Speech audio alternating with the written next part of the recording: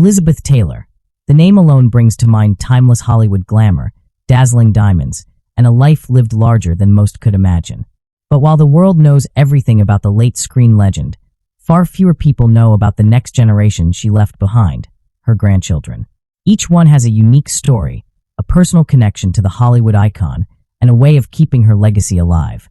It all begins with Naomi Wilding, Elizabeth Taylor's very first grandchild, born in 1971 to Michael Wilding Jr. Growing up in Northern California, Isla spent countless days with her grandmother, from holiday dinners to quiet Sunday afternoons.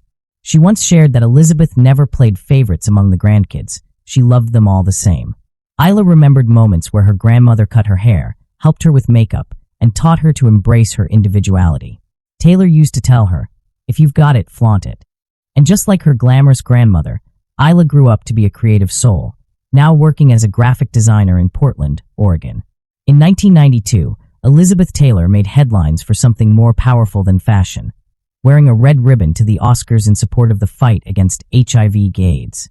Isla later said that her grandmother wore it with pride for the rest of her life. That compassion and courage defined who Elizabeth was. She didn't just enjoy fame, she used it as a tool for good.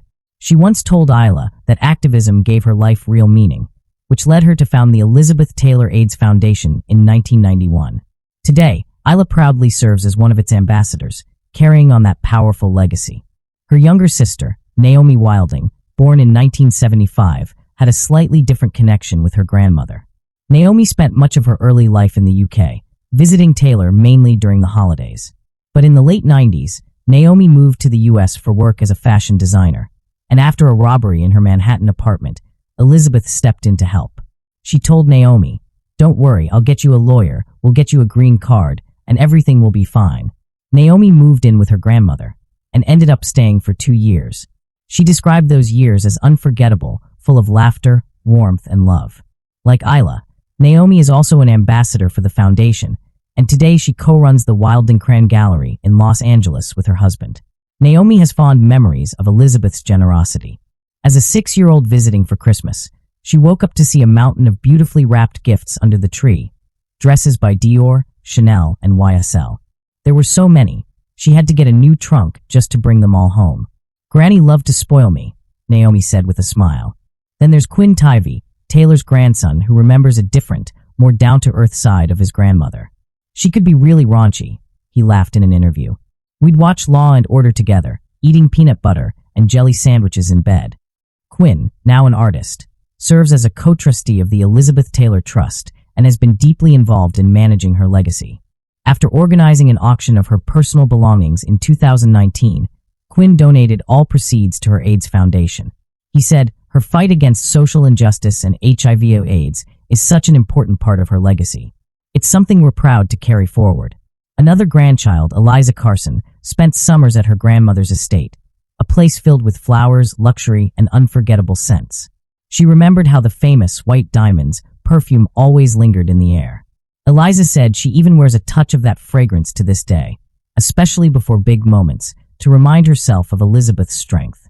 Though surrounded by Hollywood glamour, Eliza chose a humble and meaningful career as a social worker in Manhattan, continuing her grandmother's mission of helping others. In the early 80s, Elizabeth Taylor welcomed her first grandson, Caleb Wilding. He was adopted by Taylor's son Christopher Wilding and his wife Eileen Getty, a member of the well-known Getty family. After many difficult pregnancies, Eileen adopted Caleb, and later gave birth to another son, Andrew. But tragedy struck when she tested positive for HIV.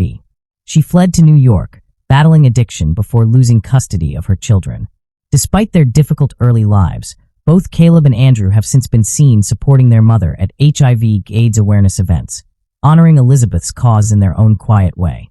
Tarquin Wilding, Isla and Naomi's younger brother, once said, "I often think about how lucky I am to have been born into such a caring, sensitive family. We all feel grateful to carry on my grandmother's legacy." He has attended many of the foundation's events and keeps her philanthropic spirit alive. Tarquin now has a family of his own, welcoming his first child in 2018. Then there's Lowell LOL Wilding, the son of Christopher Wilding and Margaret Carleton.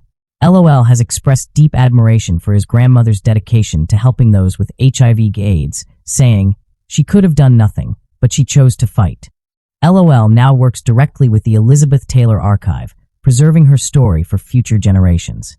Another of Taylor's grandsons, Rhys Tivey, son of Liza Todd and Hap Tivey, is a jazz musician and singer-songwriter based in New York.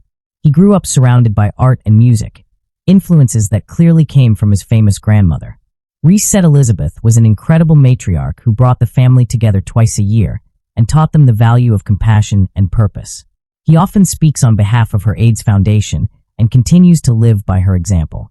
Rhys is also a passionate environmentalist and vegan, advocating for climate awareness, another reflection of his grandmother's humanitarian legacy. And finally, there's Richard McKeon, the youngest of Elizabeth Taylor's grandchildren, born in 2001. His early life was clouded by family drama, including custody battles between his parents, Maria Burton and